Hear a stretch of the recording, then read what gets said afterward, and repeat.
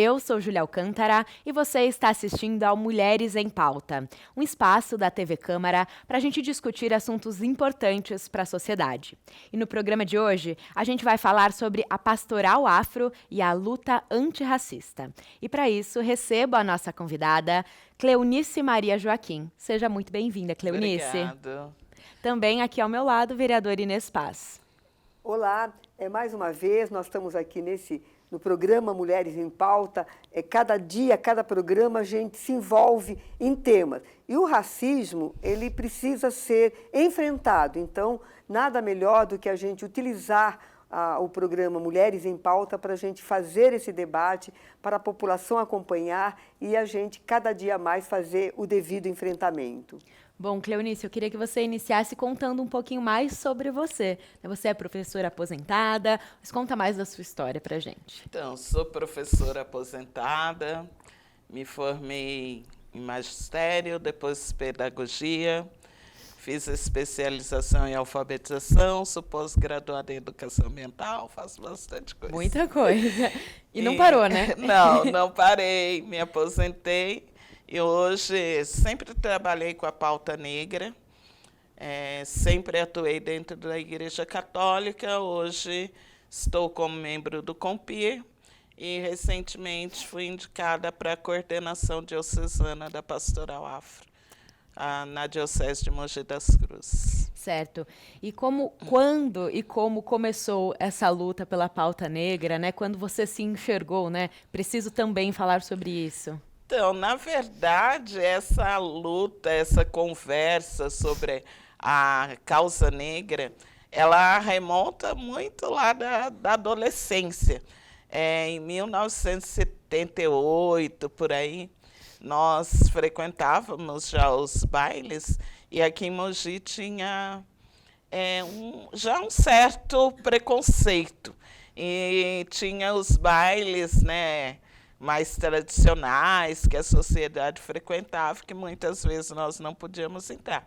E nós frequentávamos um outro salão chamado Itapetí. E desse salão, já o movimento negro começando nos Estados Unidos, essa pauta, nós começamos a nos reunir na Praça da Catedral. Foi num movimento chamado Movimento Black. A gente fazia reuniões mensais lá na Praça da Catedral para conversar sobre os nossos anseios, Sim, as nossas dificuldades enquanto jovens negros, né, de Mogi das Cruzes. Mas foi um movimento que durou um certo tempo. Depois nós não conseguimos mais porque havia repressão da polícia. Sim. Então, quando a gente se reunia, não dava. Não né? dava. E nós paramos, mas assim, a atuação continuou na periferia, nos bairros. Sim, é necessário, né? Você se juntar aos seus iguais, porque sofria Sim. uma discriminação perto de pessoas diferentes. Sim. E vocês precisavam se entender ali o que estava acontecendo. Maravilha. E aí você trouxe também essa luta para a diocese. Como foi esse processo, né, de criar, né, também dentro da diocese essa pauta, levantar esse questionamento? Então, essa questão da pastoral afro aqui na Diocese de Mogi, ela teve início com o nosso saudoso, né, diácono e ex-vereador Geraldão, né, e com o padre Gabriel Bina, padre Léo, que foram os precursores aí da pastoral afro. Aqui na Diocese de Mogi, eles trouxeram, pelo menos aqui para a cidade de Mogi, e começaram com esse movimento. Eu, na verdade, estou chegando na pastoral há pouquíssimo tempo.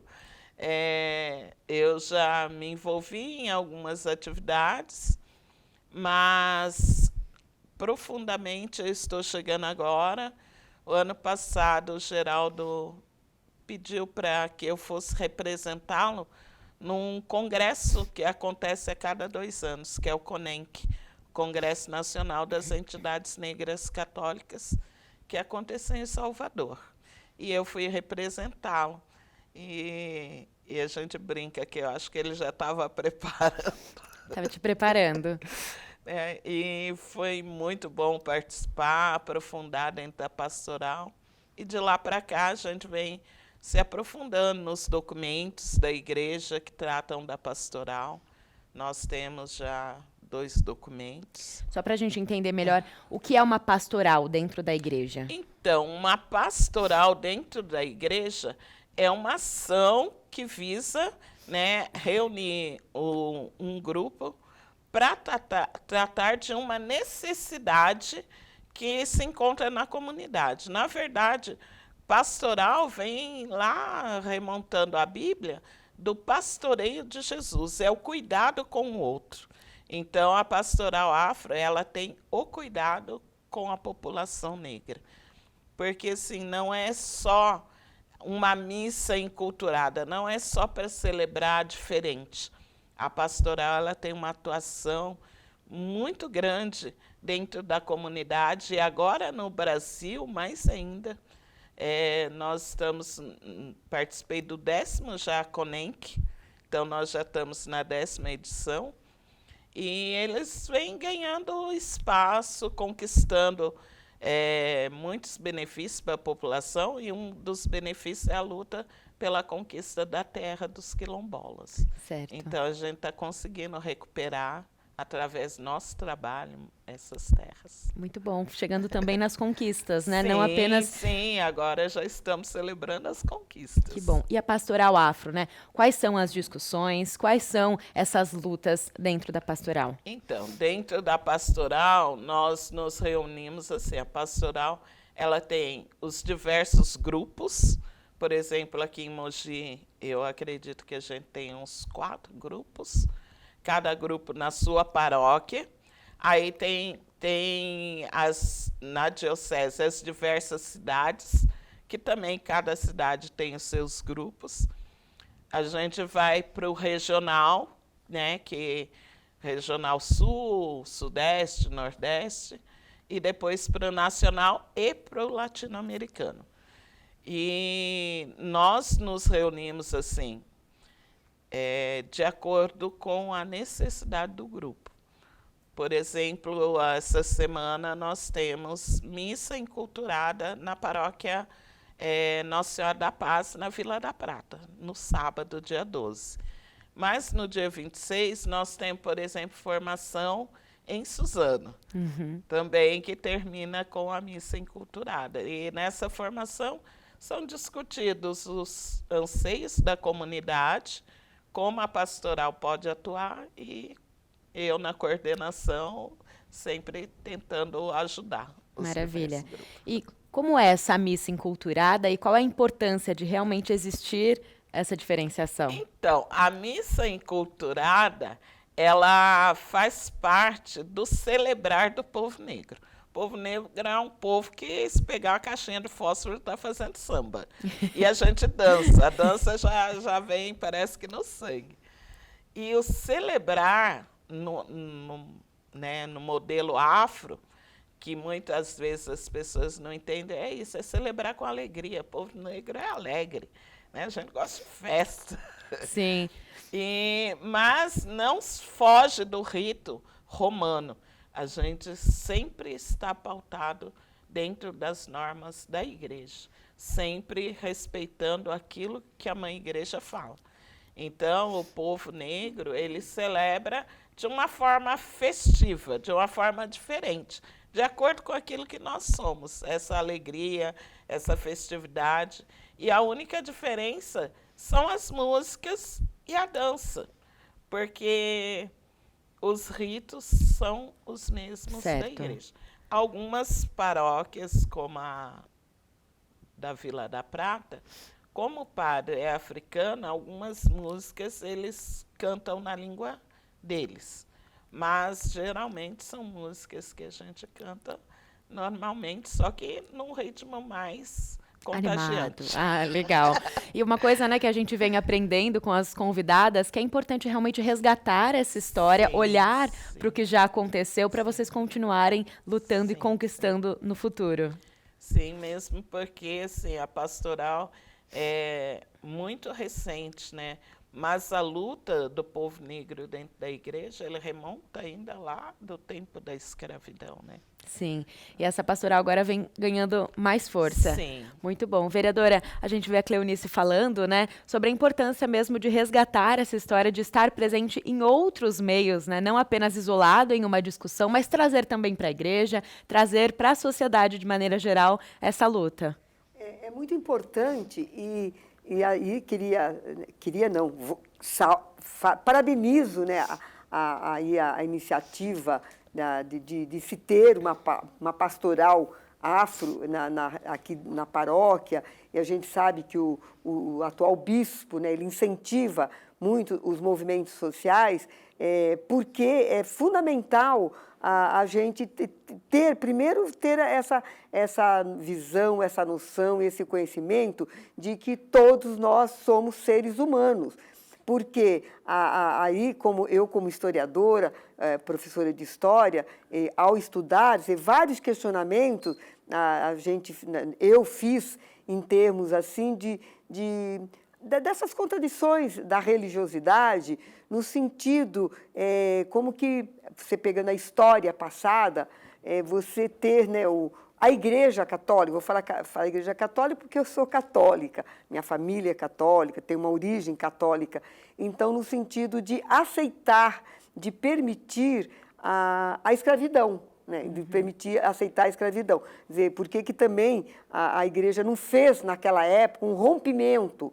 A gente sabe os motivos. E dentro, quando eu estudava, cheguei até a ver em livros a questão que o negro não tinha alma. Então, ele poderia fazer tudo aquilo que não tinha alma. Quer dizer, é um absurdo. Então, a gente vê assim, a importância agora de a Igreja Católica incentivar para a gente fazer esse combate. Então, é fundamental nesse sentido. E uma outra coisa também que é importante a gente falar em todos os espaços, então, seja na igreja, seja na missa, seja nas pastorais, e fundamental, como a gente sempre chama o debate para cá, a questão da educação, porque a gente vê sentir na pele, eu não sinto, porque, né, não sou negra, mas a gente vê que os negros sentem na pele a questão do racismo, e a gente dói muito na gente, porque de dizer que o Brasil não é racista. Então, querendo comparar, comparando a questão do racismo, né, lá nos Estados Unidos, que aqui é tudo igual, não tem a diferença. Mas você veja, né, a Cleonice dizendo, né, pegando aqui Mogi das Cruzes, e Mogi das Cruzes ela não é fora, né, do contexto do nosso país, que elas tinham problema de locais que não poderiam entrar. Agora, recentemente, eu vou dizer assim, acho que depois acho que 2016, aqui no nosso país, eu acho que essas posições começaram a ter mais visibilidade. Sim. De ser racista mesmo, de impedir, de revistar, de as pessoas falarem, né, que negro tem que ser morto, porque a questão política que o nosso país vivenciou a partir de 2016, incentivou. Então, quando a gente vê as pessoas, né, executarem, né, jovens, que nem agora recentemente, foi um jovem, ele estava na moto e foi executado, do meu ponto de vista, que ele foi executado. Então, as pessoas se empoderaram, essas posições tomaram espaço, porque foi dado espaço. Então, é fundamental, cada vez mais, a gente levantar aqui. Então, no Brasil, tem racismo, sim. Tá?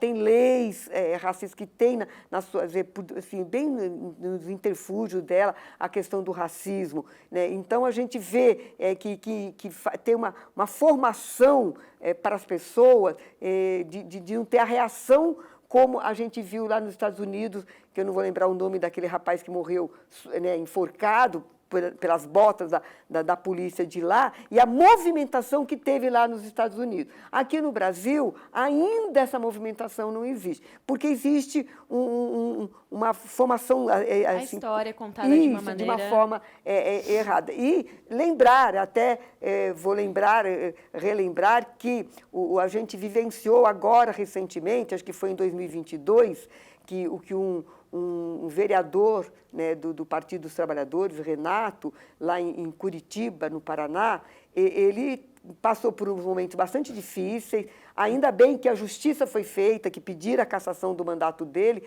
Nós fizemos uma moção de apoio a ele, condenando as atitudes, porque ele fez uma manifestação, mas não uma manifestação de depredar, nada disso, de querer honrar a igreja, que é a igreja para os negros, que foi construída, que a Cleonice depois poderia falar daqui de Mogi das Cruzes, que foi construída para os negros e as negras, porque eles não poderiam entrar nas igrejas católicas. Então, ele queria mostrar toda a sua revolta porque um jovem negro tinha sido assassinado lá no Rio de Janeiro. E ele sofreu punição, comissão de ética, a justiça foi feita e agora ele foi eleito deputado estadual, né, lá do Paraná.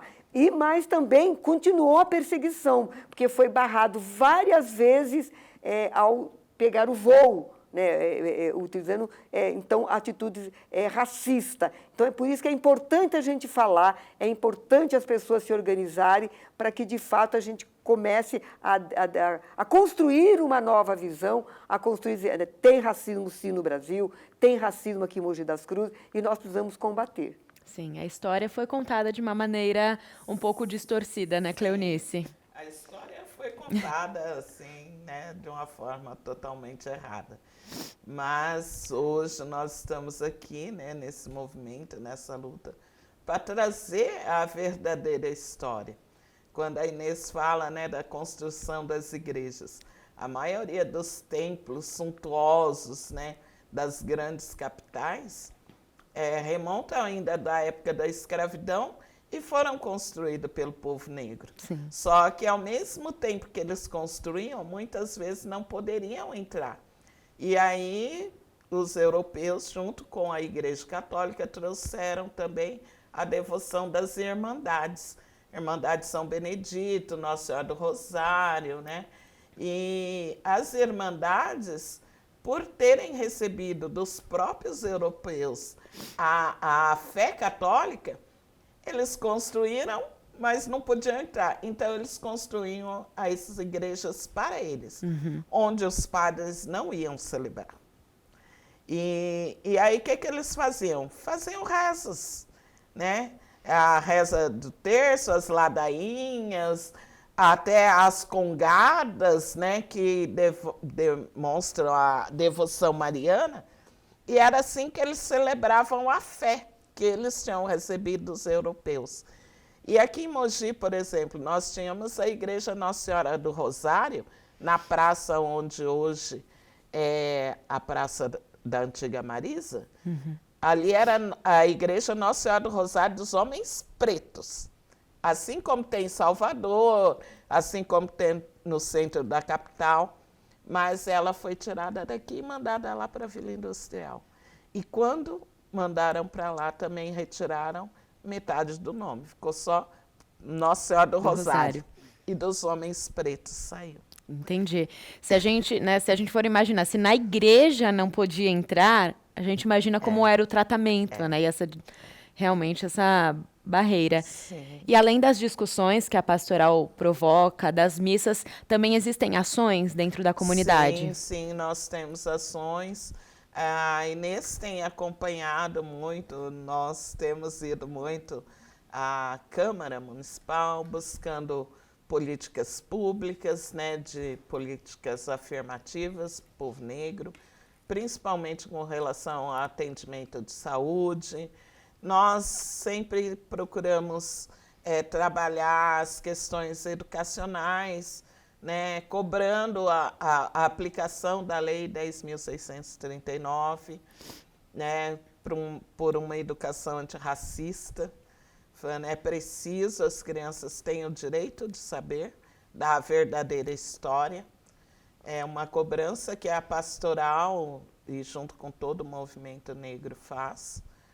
Também nós temos as ações, né, a nível já nacional e até regional, de busca da população quilombola, de estar trabalhando junto a eles para a recuperação de terras remanescentes de quilombo. E estamos em todos os Tem muito o que fazer, né? Não falta. Fazer. Então, eu estou também no Conselho Municipal de Igualdade Racial, representando a Diocese de Mogi, Certo. né? Porque a Cúria Diocesana me indicou para estar lá. Então, eu levo também a fala da igreja para dentro do conselho. Então, nós estamos trabalhando. É um trabalho muito importante, um trabalho incrível, mas ele não pode andar sozinho. Precisa também do trabalho do poder público junto, né, para realmente ser efetivo na criação de políticas públicas, como a Cleonice mesmo disse, né, vereadora? Com certeza. E o que a gente tem observado, que, é claro, a gente não dá para dizer que nós estamos iguais como a época né, colonial, mas assim, pelo tamanho, né, que foi a escravidão, pelo tamanho da exploração que foi feita, e a gente estar em pleno século XXI,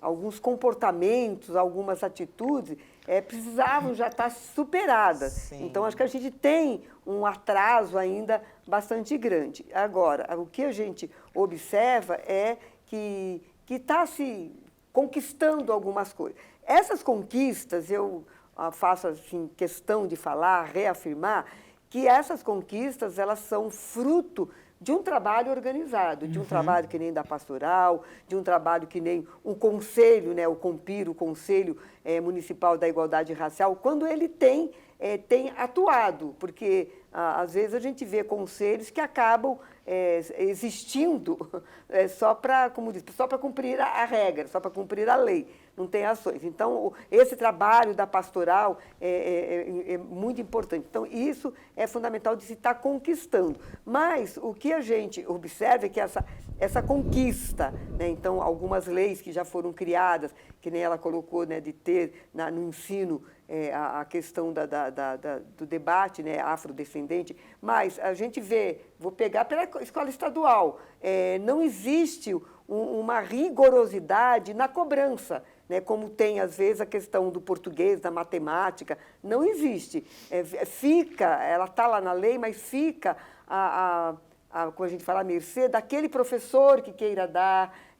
Então, acho que a gente precisaria fazer valer as leis que estão aí. Então, o movimento, ele acaba cobrando, acho que é importante nesse sentido, de cobrar, né? Que nem nós recentemente fizemos um debate lá na Câmara, e a Cleonice esteve lá presente, sobre a questão da anemia falciforme, né? Então, é lógico que a anemia falciforme, ela não é característica aí né, do povo negro, mas atinge mais. E não, na minha avaliação, acho que não é dado o devido encaminhamento para aprofundar, para você fazer aquela coisa de base nas UBS, já ter aquela formação. Eu sinto que não tem.